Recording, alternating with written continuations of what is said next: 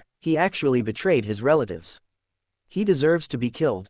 In the end, I tortured him for 3 whole days and nights, even grinding his bones into ashes. Do you think I did the right thing? Killing someone and destroying their heart. No one knows whether Lin Yuqing really did it, and no one knows whether things are really as she described, but what is certain is, Duan Chenfeng did die in her hands. At that moment, the young people who heard this, and even Duan Wubai, felt extremely tormented and wished they could eat his flesh and drink his blood. I kill you. Young people are always young, and they can't keep their cool. Even though they knew that Lin Yuqing was deliberately provoking them, they still couldn't help themselves and rushed forward madly. Fortunately, other people nearby saw that the situation was not good and stopped him and dragged him into the crowd, so no disaster occurred. Wang Haisheng, how about putting aside your grudges for now? Many people in your Wang family have died at her hands. This hatred must be avenged. Let's join forces. Duan Wubai was angry inside, but he didn't rush to take action as he had 2 major concerns at the moment.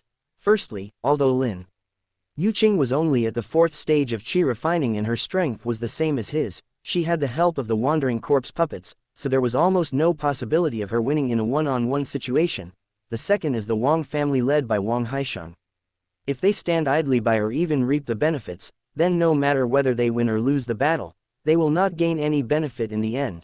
Therefore, after assessing the situation, Duan Wubai decisively chose to win over Wang Haisheng, wanting to join forces with him to fight against Lin Yuqing. Regarding this, Wang Haisheng hesitated for only a moment and immediately nodded in agreement. Of course, it's not that he is stupid, nor that he can't see the situation, it's just that Lin Yuqing is so hateful.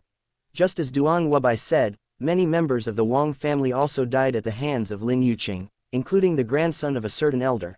If the elder knew that Lin Yuqing was still alive and that Wang Haisheng had not taken action against her, the consequences would be absolutely unbearable.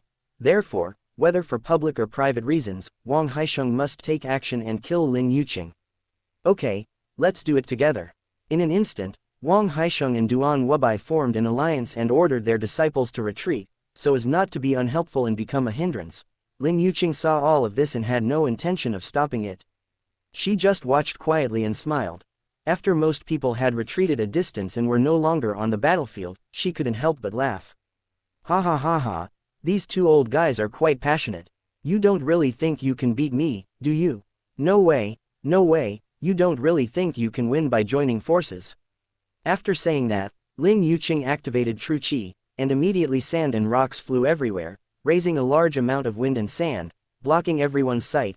On the other side, Wang Haisheng and Duan Wabai's faces became extremely ugly, like pig livers. Qi refining 5th stage, you actually broke through. Chapter 42, which, take a stick from Grandpa, you actually broke through to the 5th stage of Qi refining. The battle was about to break out. At this moment, Wang Haisheng and Duan Wabai were facing a formidable enemy. They held their weapons tightly in their hands and did not dare to relax at all. Perhaps they were still thinking about all kinds of little things in their minds before, but after seeing the aura emanating from Lin Yuqing, those little thoughts disappeared. They are not fools, and they are all experienced and worldly wise people, so they know very well that the gap in realm is like filling a chasm. Now facing a powerful enemy, in order to protect ourselves, we must muster all our strength and fight hard to have a chance of survival. Duan Wabai, Wang Haisheng, go all out, don't leave any room for error. X2 The two spoke in unison, without any communication or eye contact, and reached an unprecedented tacit understanding at the same time. This is the pressure brought by life and death, and there is no room for any mistakes. As long as they want to survive, they must work together, even if they were enemies fighting to the death an hour ago. However, they were still not fast enough, or rather, even though Lin Yuqing had already let them off, she still managed to put the two of them at a disadvantage. Just when the two parties reached a cooperation intention, the ground moved, and in an instant, sand and rocks flew everywhere. It rushed straight towards Wang Haisheng like a heavy hammer, as if it was going to confront him head-on. Wang Haisheng was overwhelmed and quickly drew back his energy, swung out a palm and attacked head-on. No. To be precise, he swung out dozens of palm strikes in a row, but because the speed was too fast, even the afterimage could not be seen clearly, so to the naked eye, it looked like just an ordinary palm strike. Bang! The man and the corpse fought head-on. After a loud bang, Du flew backwards with a dent in his chest. If it were a normal living person, he would probably be vomiting blood by now, and even if he didn't die, he would definitely be seriously injured. This is the Broken Waves Palm, Wang Haisheng's famous skill. The characteristics of its palm technique are like the waves of the ocean, one layer upon another. The more sophisticated the practice, the more layers there are, and the greater the power. I heard that it can be stacked up to 9,981 layers, and even mountains can be collapsed with one palm strike. It's a pity that Wang Haisheng's skills are not enough, and Du is not a living person. Although he successfully hit the target, it was not fatal. At least for the ground traveler, it is just a superficial injury and is not worth mentioning at all. At the same time, Lin Yuqing was not idle either. When she was entangled with Wang Haisheng on the ground, she immediately launched an attack on Duan Wabai. Although the soul-breaking sect mainly practices corpse puppets and is not good at close combat, Lin Yuqing's own cultivation is one level higher, so she does have the confidence to take the initiative to launch an attack. As she approached Duan Wabai, she stretched out a claw. Her slender fingers were as transparent and flawless as white bones, but they were also glowing with a green light. It was obvious that she was not someone to be trifled with. As expected, after seeing this move, Duan Wabai retreated repeatedly and tried his best to parry with his long sword, but he did not dare to face it head-on. Be careful of her soul-killing claw, don't get caught. Wang Haisheng, who was fighting with Dio, devoted his energy to reminding him loudly, as if he was afraid that Duan Wabai would be careless and fall into his trap. The concern in his words was hard to believe, as they had been in a life-and-death relationship before this. However, in fact, there was no need for any reminder. Duan Wubai was very familiar with the Soul Evil Claw and had suffered a lot from this move before. Once infected, the living flesh will quickly decay and turn into dead flesh, and there is only one way to cure it, and that is to dig out the flesh and regenerate it. There is no other way. If you are hit in a vital part, such as the head, it is basically the end of your life and you are entering death. This was originally a method for refining corpses, but Lin Yuqing used it to fight the enemy, and it has to be said that it was very effective. Duan Wubai tried to parry repeatedly, but his realm was weaker than that of the opponent. If it weren't for his many years of practical experience, he would have been killed by the opponent's claws. However, anyone can see that this situation cannot last too long. Without reinforcements, Duan Wubai will die sooner or later. Grandpa, I'm here to help you. Captain, hold on. Damn witch, take this from me. Just as the battle was getting intense, the Duan and Wang family members who were watching from a distance drew their weapons and rushed over. Although their strength is low, they can see the situation on the battlefield clearly. If no one helps Wang Haisheng and Duan Wubai, they will be defeated sooner or later. Once both leaders are dead, what will be their fate next? The promise is obvious, everything is implied. Therefore, although the disciples knew that rushing forward would be tantamount to suicide, they still joined the battle without hesitation. Moreover, as soon as they stepped onto the battlefield, two of them were killed instantly by Lin Yuqing, with their heads pierced directly, making their deaths extremely miserable. Retreat and escape back to Wufeng City. There is still a way to survive. Duan Wubai was very anxious and kept yelling and scolding, trying to drive away the children who came to help, especially his disappointing grandson, but the situation was stronger than the people. No matter how he roared, everyone remained unmoved. They stayed by his side and fought desperately. Forget it, forget it. It's a blessing, not a curse. If it's a curse, you can't escape it. In this case, the little ones will lend a hand to me and kill this witch. At this point in the battle, neither Wang Haisheng nor Duan Wubai were able to take care of others. I guess I can't escape. The only option now is to fight hard. Whether I live or die depends entirely on God's will. Immediately afterwards, the battlefield became completely chaotic, with countless people surrounding and killing Lin Yuqing and Du. However, although the momentum was great, the effect was minimal. This also made Duan Ming, who had been lurking in the dark, dumbfounded and sighed repeatedly. It turns out that fighting can be so brilliant. It seems that my methods are still too weak. So in the immortal cultivation world, I'm not the only one who has a short life, and I'm not the only one who has a bad death. It seems that no one can escape this fate. I can't beat her. I can't beat her. Even if I have more people, I can't beat her. This girl is really scary. Slip away, as long as the goal is achieved, remember not to be greedy. After watching for a while, Duan Ming was able to judge the outcome in his mind. Lin Yuqing would win without a doubt, without any suspense. Not only because she possesses the strength of the 5th stage of qi refining, but she also has a powerful assistant like Du. Killing a cultivator of the 1st or 2nd stage of qi refining is as easy as slaughtering a chicken or a dog. Seeing this situation, Duan Ming, who had originally been holding the mentality of waiting for the opportunity, immediately gave up the idea and chose to run away immediately. He didn't want to face such a tough opponent. At least one should know one's own limitations. There was no need to force himself to do something that he couldn't do now. What's more, the purpose of this trip has been achieved. The firepower has been successfully transferred to Lin Yuqing. The road to Tianqing City will definitely be much smoother. Thinking of this, Duan Ming disappeared in a flash, leaving everyone to fight to the death, and he left leisurely. Chapter 43 Meeting Lin Yuqing again 15 days later, on the Great Dao, the official road leading to Tianqing City. Thank you so much, young man. I didn't expect you to be so skilled at such a young age. It's true that young people are heroes. 3 corpses were lying quietly on the spacious Great Dao, and Duan Ming stood in the middle of the corpses, his robe stained with blood. Next to him was a wealthy businessman in brocade clothes, who was smiling and flattering him. Little brother, please accept this money. If it weren't for your help, I'm afraid I would be harmed by the villain. Don't refuse it. Duan Ming took the purse with a smile and weighed it in his hand. When you see injustice, you should help. No need to be polite. Without any unnecessary words, after putting away the purse, Duan Ming pulled Wang Fa away and walked towards the tea stall not far away. Why are you in such a hurry to leave? His caravan is also going to Tianqing City. Why not take a ride? Wang Fa said in confusion. It just so happens that we just saved him. Isn't this easy to discuss? Duan Ming did not comment on this. He arrived at the tea stall and shouted, "Serve the tea," to the waiter, then squinted his eyes and looked at the caravan. "I'd like to take a ride, but is that okay with you?" Wang Fa looked even more confused after hearing this, and asked in confusion, "What do you mean? I just saved him, what's inappropriate about that?" At this time, the waiter brought a teapot and 2 large bowls, filled them up and left. Duan Ming then replied leisurely, "The money he gave me was not just a thank you gift, but also a toll. Can't you see that? It's true that I saved him, and he was unlucky enough to be murdered by his servants, but that doesn't mean he would want to travel with me. Who can you trust when you are away from home? After all, it is not uncommon for fellow villagers to stab each other in the back, not to mention that I was a stranger.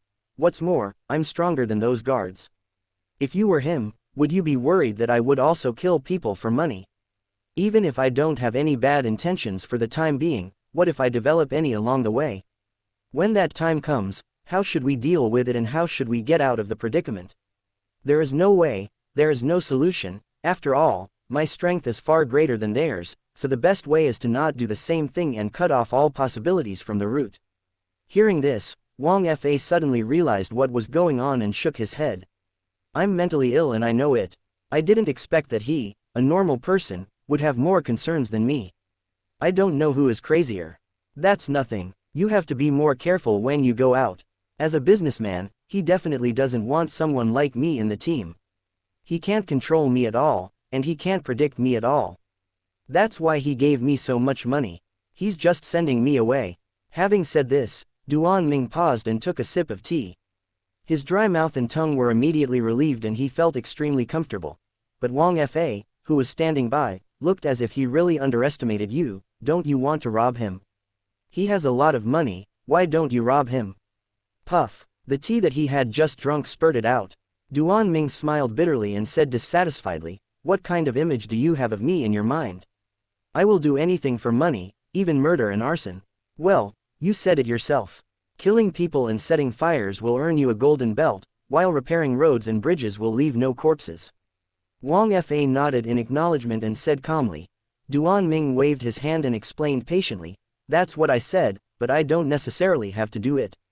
It's unnecessary to cause unnecessary trouble for a little money.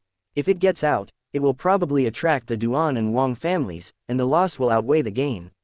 It's better to keep a low profile. So what I want to say is, I really underestimated you." Wang Fa muttered softly.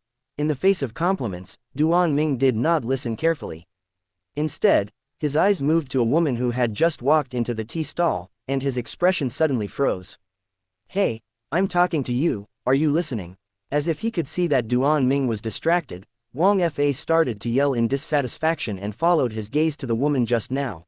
"FK, I just praised you for being a thief with a code of conduct and not being greedy for ill-gotten gains, but I didn't expect you to be thinking about robbing someone now." Puff. Another mouthful of tea spurted out, and Duan Ming quickly wiped his mouth. "Don't talk nonsense, I'm just tired and a little dazed." Having said that, Wang Fa heard the hidden meaning in the words. He looked very confused but did not ask any more questions. Instead, he changed the subject and started chatting about family matters. "You said that Uncle Niu's daughter should be married this year, right? How about I go and talk to you about it later? And the little girl from the Zhang family, she looks pretty, I wonder if she's to your taste." Wang Fa talked nonsense for a while, which made Duan Ming feel relieved. He nodded slightly and let him continue talking nonsense. The reason for this is very simple, it is just because the woman who just walked into the tea house is Lin Yuqing. How could Duan Ming not be surprised and panic when he suddenly saw the female devil here? Naturally, he was extremely worried that she would suddenly attack and kill people indiscriminately. Moreover, he currently only has the strength of the 3rd stage of qi refining. If a fight really breaks out, he will probably die miserably. Fortunately, Duan Ming had never exposed himself before, so he was not worried that Lin Yuqing was here to seek revenge. It was most likely that she just happened to pass by, but this means, in the previous battle, she was the final winner. The children of the Wang family and the Duan family are probably queuing up to drink Meng Po soup at this moment. "Waiter, check out." Not daring to stay any longer, Duan Ming casually left behind a few silver coins and left the tea stall with Wang Fa. After the two of them walked away, Wang Fa, who had been holding back, could not help but ask, "What's going on? You get tired and distracted after killing a few people with Qi Refining 3. Isn't this bullshit? Is there something wrong with that woman just now? Fortunately, you reacted quickly and didn't let anything slip. More than just being problematic, she is also your enemy who killed your master." Duan Ming nodded and answered seriously. "You mean, she is Lin Yuqing?" Hearing this, Wang Fa was horrified and looked back repeatedly, as if he was afraid that the other party would follow him. During the journey, Duan Ming had already told him what had happened before, so Wang Fa also knew Lin Yuqing's name. And he knew very well in his heart that his master might have been killed. Although in his heart he felt more hatred than gratitude towards his master, human nature is always made of flesh and blood, and it is inevitable that he still feels a little sad. Now, when he suddenly saw Lin Yuqing, Wang Fa couldn't tell what he felt for a moment. It was extremely complicated. "I remind you, she is at the 5th stage of Qi refining. Even if we were tied together, we would not be her match. Don't even think about revenge or something stupid like that.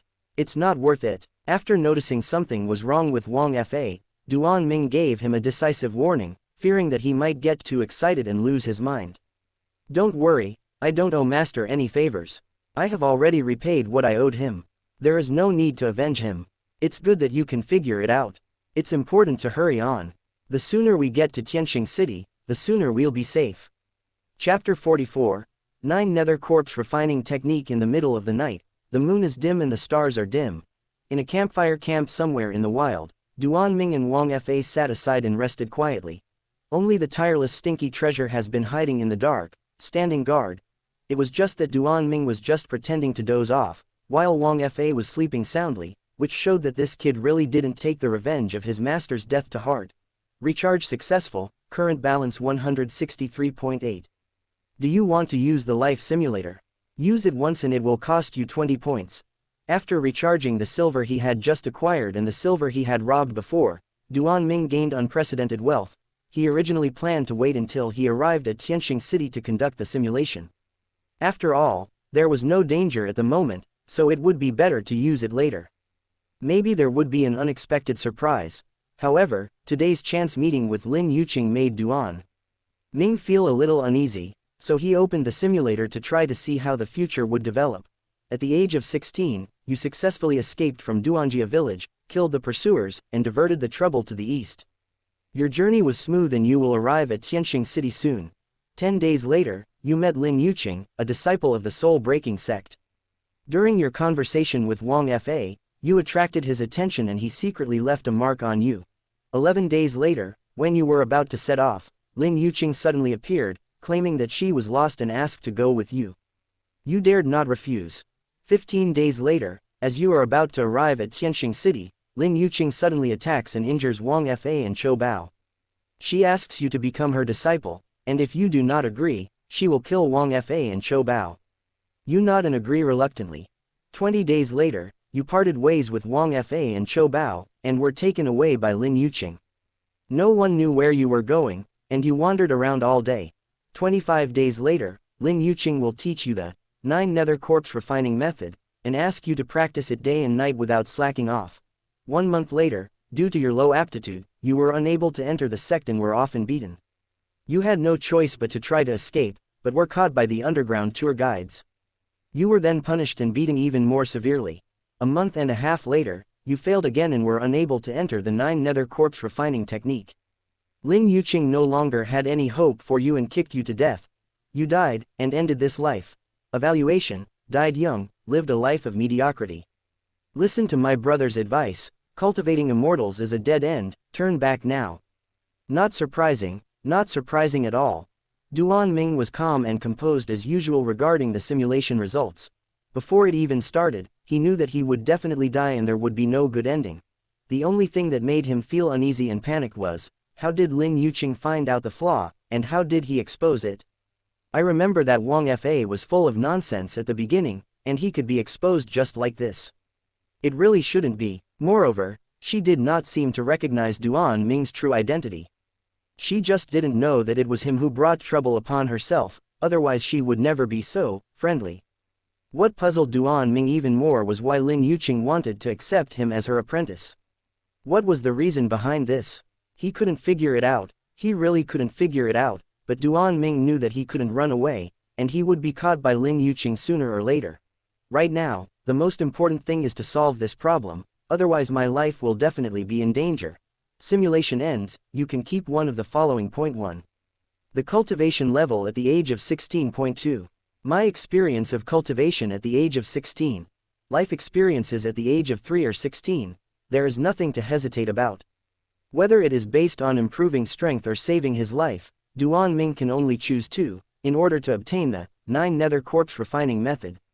The next second, the memory of the martial arts technique instantly flooded into his mind. For a moment, Duan Ming felt dizzy and his worldview collapsed. This is the 9 nether corpse refining technique, right? Isn't it too evil? Duan Ming was very upset. He really didn't expect that corpses could be played with in such a way. If cooking includes steaming, frying, boiling, stewing and braising, then corpse refining also includes steaming, frying, boiling, stewing and braising, which are exactly the same. If this happened in modern society, it would definitely be a felony, and a reward would be offered for the great demon's head. However, in the immortal cultivation world, no one really cares, or those who want to care have been transformed into corpse puppets and have no say. Soon, Duan Ming successfully digested the skills. Theoretically speaking, his strength was improved. Although it's not possible to do anything that would anger God and people, at least you can experiment on Chubao. After all, the materials are ready-made and there's no reason to waste them. We must find a way out, otherwise it's game over. Glancing at the sky, Duan Ming estimated that it would take a few hours until dawn, which meant that Lin Yuqing would appear in a few hours. There is definitely no chance of escaping. After all, there is a mark on his body. This kind of mark containing true qi is not easy to remove, and Lin Yuqing's realm is higher than his, so it is extremely difficult to eliminate. Moreover, even if you try your best to eliminate it, Lin Yuqing will sense it at the first moment, which will stimulate the other party to take action as soon as possible. So after much thought, Duan Ming decided to keep it to himself and try to see if there were any other solutions for the time being. At the age of 16, you successfully escaped from Duanjia village, killed the pursuers, and diverted the trouble to the east. Your journey was smooth and you will arrive at Tianxing City soon. 10 days later, you met Lin Yuqing, a disciple of the soul-breaking sect. During your conversation with Wang Fa, you attracted his attention and he secretly left a mark on you. 25 days later, Lin Yuqing will teach you the 9 nether corpse refining method, and ask you to practice it day and night without slacking off. 1 month later, although you were unable to get started, you had a deep understanding of the exercises, which aroused Lin Yuqing's interest and she discussed it with you all day long. A month and a half later, you failed again and were unable to enter the 9 nether corpse refining technique, but Lin Yuqing did not punish you. Instead, she comforted you and told you not to be impatient and to take your time. 2 months later, you finally succeeded in getting started. Although you only made a small step forward, you attracted a lot of praise from Lin Yuqing, who claimed that you were a rare theoretical genius in a century, a natural corpse refining maniac, and a destined lone star of the heavenly fiend. 3 months later, you were attacked by disciples of the soul-breaking sect and learned that Lin Yuqing was a traitor of the soul-breaking sect. While being hunted, you and Lin Yuqing got separated and you didn't know whether she was alive or dead. At the age of 17, you were constantly hunted by the soul-breaking sect. You fled under a false name and lived in seclusion in a mass grave outside Tianxing City, serving as a gravekeeper. At the age of 18, you studied the 9 nether corpse refining method, and succeeded. You sensed Chou Bao and brought him back. You reunited with him and learned that Wang Fa had joined a large sect and had never given up looking for you. At the age of 19, you did not choose to acknowledge Wang, fearing that he would be implicated because of you. You continued to practice in the mass grave and improved day by day. At the age of 20, you were discovered while refining corpses and reported to the Tianxing city government. Since then, you have been wanted and had no choice but to flee again. At the age of 21, you were besieged by 108 fellow Taoists who claimed to be righteous monks. You were hacked to death and eventually chopped into meat paste. You died, and ended this life. Evaluation: died young, spent his life doing nothing. Listen to my advice, cultivating immortals is a dead end, turn back now. Chapter 45. A glimmer of hope. Duan Ming smiled. He was very satisfied with the results of this simulation. Of course, it was not because he enjoyed the baptism of 108 strong men, but because he found a way to survive in Lin Yuqing's hands. This witch is really perverted. From the simulation process, Duan Ming didn't know how he saved his life, but he was sure that the fundamental reason was the discussion and communication.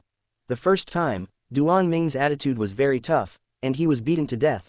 The second time, Duan Ming's attitude was obviously much softer. Whether he was really admitting defeat or just pretending to be submissive, he managed to survive by chance. But what puzzled him was, what exactly should he discuss and what topic should he communicate in order to change Lin Yuqing's attitude towards him? As long as this problem can be figured out, Duan Ming won't have to worry about his life anymore. Simulation ends, you can keep one of the following. Point 1. The state of cultivation at the age of 21.2. My experience of cultivation at the age of 21.3. Life experience at the age of 21. I still choose to cultivate experience. After all, the years of research on the 9 nether corpse refining method cannot be wasted. Ah, I'm playing really perverted. As the choice was made, countless experiences and knowledge flooded into my mind. However, Duan Ming did not feel happy at all. Instead, he felt that he was becoming more perverted, dirty and disgusting. But come to think of it, living in a mass grave for years, dealing with corpses all day long, how can he not be perverted? How can he not be dirty and disgusting? God knows what good things he has done. Soon, the experience and knowledge were digested, and the strength was improved a lot again. However, it cannot be transformed into actual combat ability for the time being and still needs to be developed. After finishing all the matters, Duan Ming was not idle either. He stood up and woke up Wang Fa, and then called Chou Bao over. 5 minutes later. After Duan Ming explained what happened, the camp was eerily quiet. No one made a sound except for Wang Fa's heavy breathing. After a long while, he said unwillingly, "Is there really no other way? I can't just abandon you." Hearing this, Duan Ming couldn't help but raise his eyebrows, and looked at Wang Fa seriously again, constantly complaining and sighing in his heart. If only this guy was a girl, maybe I could have a harem. Even at this critical moment, he still hasn't abandoned me. There is no other way. I have the mark of the witch on me, so I can't run away. But you are different, you can still escape if you want. As soon as he finished speaking, Wang Fa got furious, his face showing displeasure. I am not a coward, I will never be a deserter so easily, especially letting my friends die while I run for my life. What kind of thing is this? Duan Ming was shocked when he heard the word, friend.